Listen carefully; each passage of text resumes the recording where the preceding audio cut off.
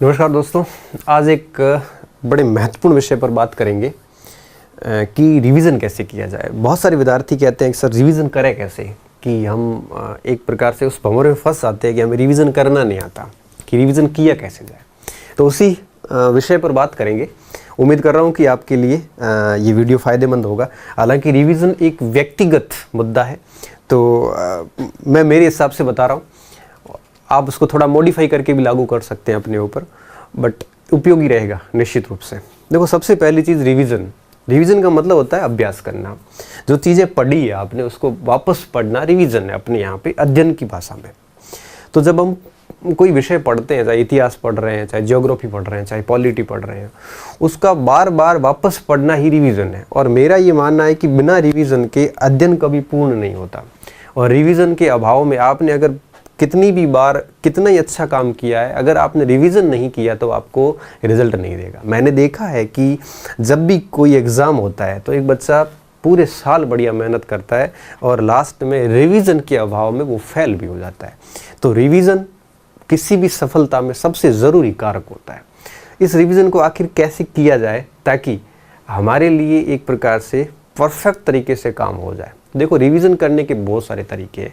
मुझे सबसे बेस्ट क्या लगता है मैं वो बताता हूँ।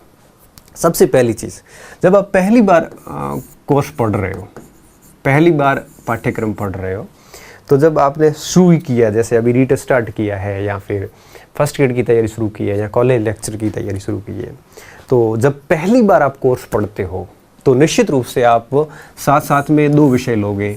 तो एक या दो विषय तो साथ में लोगे, क्योंकि एक विषय में बोर हो जाते हैं, क्योंकि एक विषय आप लंबे समय तक पढ़ोगे, फिर दूसरा विषय लोगे, फिर तीसरा लोगे। ऐसे करोगे तो पहला विषय वापस भूल जाओगे, ये बहुत दिक्कत होती है। तो कम से कम दो विषय तो अपने साथ लीजिए। एक मॉर्निंग शिफ्ट में ले लो, एक इवनिंग शिफ्ट में ले लो, कम से कम दो विषय तो आप साथ में रखिए। अब इनको करना क्या है, जैसे मान लो अब यहाँ पे दो टाइप से दो चीज़ें हो सकती हैं। सबसे पहली चीज़ ये कि कम से कम 6 दिन आपने जो पढ़ा, 6 डेज, जैसे मान लो कि आपने इतिहास ली और प्राचीन भारत में आपने 6 दिन में एक सिंधु घाटी और वैदिक काल 2 पाठ पढ़ लिए। अब 6 दिन में 2 पाठ पढ़ लिए और इधर आपने भूगोल ले ली और इस ज्योग्राफी में आपने अक्षांश देशांतर और पृथ्वी की गतियाँ पढ़ ली, जैसे मान लो। तो 6 दिन के अंदर आपने इन 6 दिनों में भूगोल के 2 पाठ पढ़ लिए और इतिहास के भी मान लो 2 पाठ पढ़ लिए। तो अब आपका 7वें दिन क्या करना है, आपको 7वें दिन आप क्या करोगे, 7वां 8वां 9वां हो सकता है एक दिन में रिवीजन कर लोगे, या 2 दिन कर लो, 3 दिन कर लो, और क्या। तो जब आप 6 दिन में जो पढ़ा वो फिर आप 7वें 8वें 9वें 2 दिन 3 दिन, एक दिन में होता तो एक दिन ही सही, कोई 2 दिन में करेंगे तो 2 दिन ही सही, कोई 3 दिन में करेगा तो 3 दिन। मैं कहूँगा कि आप 6 दिन पढ़ो और 7वें दिन रिवीजन करो। तब बच्चे का मैसेज आता है, सर एक दिन में पूरा नहीं होता तो भाई 2 दिन में कर ले, सर 2 दिन में पूरा नहीं होता तो 3 दिन में कर ले। इसमें पूछना क्या है, तो वापस 2-3 दिन रिवीजन कर लो। उसके बाद में रिवीजन कर लिया एक बार, फिर आगे 6 दिन और पढ़ लो।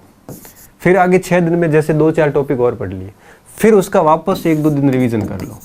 ऐसे कर करके आप एक बार ये दोनों विषय पूरे कर लो। हर 6 दिन पढ़ो, 6 दिन के बाद 2 बार रिवीजन कर लो, एक बार रिवीजन कर लो। ऐसे करते करते जैसे ही 2 विषय पूरे हो जाएंगे तो निश्चित रूप से आपका कोर्स काफ़ी कुछ अच्छा हो जाएगा।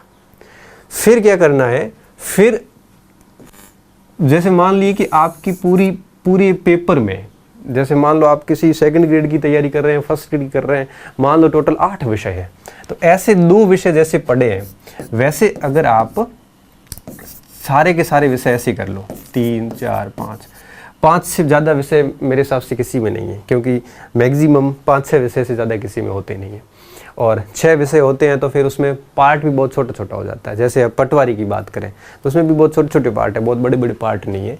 तो ऐसा पहली बार जब ऐसे कोर्स पूरा करोगे तो निश्चित रूप से 3-4 महीने का समय लगेगा। क्यों? क्योंकि ये 2 विषय पूरे होने में 1.5 महीने का समय लग जाता है, फिर 1.5-2 महीने के समय 2 विषय और 3, और फिर 1.5 महीने का समय और, तो करीबन 5-1 महीने लग जाते हैं। जब 5-6 महीने लग जाते हैं जब हम पहली बार कोर्स पढ़ते हैं, तो पहली बार कोर्स जब पढ़ते हैं तो हमें रिवीजन सामान्यतः 6-7वें दिन कर लेना चाहिए। सामान्यतः बता रहा हूँ, ऐसा ज़रूरी नहीं है, कोई नियम नहीं है। आपको ठीक ठाक याद रहता है तो आप 10वें दिन 15वें दिन भी कर सकते हो। अब बात आती है जब आप दूसरी बार कोर्स शुरू करो। एक बार तो ऐसे पूरा कर लिया, अब आपने दूसरी बार कोर्स स्टार्ट किया। अब दूसरी बार आपको छठे सातों दिन देखने की ज़रूरत नहीं है। दूसरी बार जब आप पढ़ो तो आप 15-20 दिन बाद देखो। जैसे मान लो 15 दिन में जो पढ़ा वो 16, 17 और 98 दिन, या 16, 17, 18 इन दोनों 3 दिनों में वापस उसका रिवीजन कर लो। तो जब दूसरी बार पढ़ोगे तब आप रिवीजन 15 दिन बाद करो। क्यों?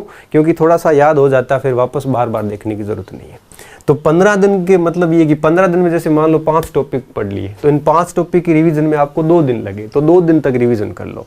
उसके बाद फिर इस तरह से चलते रहो। तो कहने का मतलब ये हुआ कि जब आप पहली बार कोर्स करते हो तो आपको रिवीजन कितने दिन बाद करना है? 7 दिन 10 दिन बाद करना है।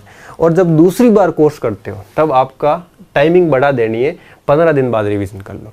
और जब आपका कोर्स तीसरी बार निकलेगा, मैं हमेशा कहता हूँ कि आपके चयन के लिए आपका सिलेबस आप कम से कम 4 बार पूरा करो, तब जाके 100% चयन होता है। आप चाहते हो कि मैं 2-3 महीने में चयन लेना चाहूँ तो भैया ठीक है, हो जाए तो अच्छी बात है, बाकी होता बड़ा मुश्किल काम है। फिर जब आप तीसरी बार रिवीजन करो तब आप 1 महीना ले सकते हो। मतलब क्या हुआ कि आपने जो 27-28 दिन पढ़ा या 1 महीने में जो पढ़ा उसको फिर आप 1-2 दिन में रिवीजन कर लो। इस प्रकार से आप तीसरी बार जब कोर्स करते हो तब आपको रिवीजन करना 1 महीने बाद, दूसरी बार कोर्स करते हो शुरू तब आपको रिवीजन करना है 15 दिन बाद। जैसे मैं एक सामान्य एग्जाम्पल लेता हूँ, जैसे मैंने भूगोल लिया और मैंने भारत का भूगोल शुरू किया। ठीक है, भारत का भूगोल टोटल 10 पार्ट है। ठीक है, मुश्किल से 10-12 पार्ट है जो किताबों में आते हैं। अब पहले 7 दिन में मेरे मान लो 2 पार्ट ही हुए, उन 2 पार्ट का रिवीजन कर लिया। दूसरे 7 दिन में मेरे 2 और हो गए, और तीसरे 7 दिन में मेरे 2 और हो गए, और लास्ट 7 दिन में मेरे 2 और हो गए। मतलब ये हुआ कि 28 दिन मतलब 4 सप्ताह में मेरा कोर्स पूरा हो गया, और 4-5 दिन उसके रिवीजन के लग गए, क्योंकि हर 7 दिन बाद मेरे 1-2 दिन लग गए। तो देखिए 1 महीने में भूगोल भी हो गई, और क्योंकि 2 सब्जेक्टों के साथ में लेने तो दूसरा और भी सब्जेक्ट पूरा हो जाएगा। तो पहली बार जब मैंने पढ़ लिया भूगोल, अब भूगोल मैंने छोड़ दी, और भूगोल और इतिहास मान लो मैंने साथ लिए थे, ये दोनों छोड़ दिए। अब दूसरे महीने मैंने पॉलिटी और इकोनॉमिक्स ले लिए, तीसरे महीने मैंने 2 और सब्जेक्ट ले लिए। ऐसे करके पहला पूरा 3 महीने तक ऐसे पूरा कोर्स कर लो एक बार। ठीक है, अब दूसरी बार जब वापस भूगोल और इतिहास शुरू करेंगे तब आपको 15 दिन बाद रिवीजन करना है। फिर भूगोल इतिहास पूरी कर लो, फिर पॉलिटी इकोनॉमिक्स पूरी कर लो, फिर करंट वगैरह जो भी वो पूरा कर लो। ये दूसरी बार पूरा कोर्स हो गया। फिर आप आ जाओ तीसरी बार पे। जब तीसरी बार कोर्स करोगे तब महीने बाद देख लो। तो इस प्रकार से फिर और टाइम मिलता है तो चौथी बार कोर्स करो, और चौथी बार कोर्स करते हो तब आपको 1.5 महीना 2 महीने में वापस थोड़ा थोड़ा रिवीजन कर लोगे। 1.5 महीने में जो पढ़ा, और मुझे पता है कि 1.5 महीने में पूरा विषय हो जाता है, तो पूरा विषय पढ़ने के बाद उसका 2-4 दिन वापस रिवीजन कर लो। अगर ऐसे कोई स्टूडेंट चला है तो फिर ये शिकायत हमेशा के लिए ख़त्म हो जाएगी कि सर मुझे मेरी परीक्षाओं में गलतियाँ होती है। ये शिकायत कभी नहीं रहेगी। यहाँ पे एक और छोटा कन्फ्यूज़न आपको रह सकता है कि जैसे मान लो कि फर्स्ट ग्रेड है या फिर कोई भी परीक्षा है जिसमें 6 विषय हैं टोटल परीक्षा के सिलेबस में। तो 6 विषय है तो सर क्या करें? 6 विषय तो कोई बात नहीं, पहले 2 विषय ले लो, 2 विषय पूरे करो, 7 दिन पढ़ो, 7 दिन पढ़ो, फिर रिविज़न करो, ऐसे करते करते 2 पूरे करो। फिर दूसरे 2 नए विषय लो, उनको फिर पूरा करो, फिर दूसरे 2 विषय लो, फिर पूरा करो। ऐसे करते करते 4-5 महीने में एक बार पूरा कोर्स हो जाएगा। फिर दूसरी बार आओ, 14 फिर 2 विषय लो, 14 दिन पढ़ो दोनों को, फिर उसका रिवीजन करो, फिर 14 दिन पढ़ो, 15 दिन पढ़ो, फिर रिवीजन करो। ऐसे करके दूसरी बार पूरा सिलेबस पढ़ लो, फिर तीसरी बार, फिर चौथी बार। अगर ऐसा करते हो आप तो फिर क्या होगा कि रिवीजन कितनी बार हो जाएगा? हर बार रिवीजन एक साथ में चलेगा। पहली बार पढ़ोगे तब भी रिवीजन होगा, दूसरी बार पढ़ोगे फिर रिवीजन होगा, तीसरी बार फिर रिवीजन होगा, चौथी बार भी रिवीजन होगा। इसमें एक बार टाइम लगता है, 6-7 महीने टाइम लगता है। अब वैसे भी आपके कौन से एग्जाम अभी है आसपास में? अभी भी कोई एग्जाम नहीं आप आसपास में, 4-4, 5-5 महीने पढ़े हैं, और निश्चित रूप से आपने सिलेबस तो 1-2 बार पढ़ा ही है पहले। तो इस प्रकार से काम किया जा सकता है। ये तो बात होती है एकदम नए विद्यार्थी के लिए। अब जो ऐसे बीच में लटके हुए पड़े हैं जिनके पता ही भी नहीं है कि कितना कोर्स हुआ है, इनको तो कुछ अंदाज़ा ही नहीं है कि कोर्स पढ़ा कितना है और छोड़ा हुआ कितना है, तो ऐसे विद्यार्थियों को तो मैं इतना ही कहूँगा कि आप नई शुरुआत कीजिए 2 विषय लेके। जैसे रीट है तो आप एक लैंग्वेज ले लो, एक साइकोलॉजी ले लो, नई शुरुआत कीजिए, 2-2 विषय पूरे कीजिए। इस तरह से पहली बार कोर्स कर, आप ऐसे ही मान के चलिए कि मैं पहली बार ही पढ़ रहा हूँ, आप 7 दिन में ज़्यादा पढ़ोगे तो 2 दिन रिवीजन कर लोगे, तो आपका प्रथम बार में कोर्स है वो 1-2 महीने में फटाफट हो जाएगा। फिर दूसरी बार फिर कर लोगे, 4-5 बार पहले भी किया हुआ होगा। तो इस प्रकार से करो आप, तो क्या होगा कि निश्चित रूप से सिलेबस भी बढ़िया तरीके से हो जाएगा और रिवीजन भी कई बार हो जाएगा। तो फर्स्ट टाइम जब कोर्स करते हो तो आपको 6-7 दिन से ज़्यादा गैप नहीं रखना। जो 6-7 दिन में पढ़ा वो वापस से एक बार 7वें-8वें दिन पढ़ लो। और जब दूसरी बार करते हो तो थोड़ा गैप बढ़ा दो, 15 दिन का गैप कर लो। क्यों? क्योंकि काफ़ी चीज़ें याद होती है तो 15 दिन बाद में भी करोगे तो भी दिक्कत नहीं। तीसरी बार पढ़ते हो तब 1-1.5 महीने का गैप डाल दो। बस किसी भी सूरत में 2-2.5 महीने से ज़्यादा का गैप होना नहीं चाहिए, नहीं तो आप भूल जाओगे। और फिर आप चौथी बार कोर्स करते हो तो 1-1.5-2 महीने का गैप डाल दो। इस प्रकार से चलते रहो। बस एक बार सब सिलेबस शुरू करो तो पूरा सिलेबस, इस विधि से पूरा सिलेबस पढ़ो। ऐसा नहीं है कि भूगोल पढ़ ली और भूगोल का बार बार रिवीजन करें, बाकी सब छूटे हुए, नहीं। पहले 2 सब्जेक्ट अच्छे से पूरे करो, फिर नए 2 सब्जेक्ट पूरे करो, फिर नए और 2 सब्जेक्ट पूरे करो। जैसे मान लो 4 महीने लग गए तो पहले महीने वाला वापस उठाओ अब 4 महीने बाद, फिर 15 दिन बाद रिवीजन करो। इस टाइप से उसको पूरा करो।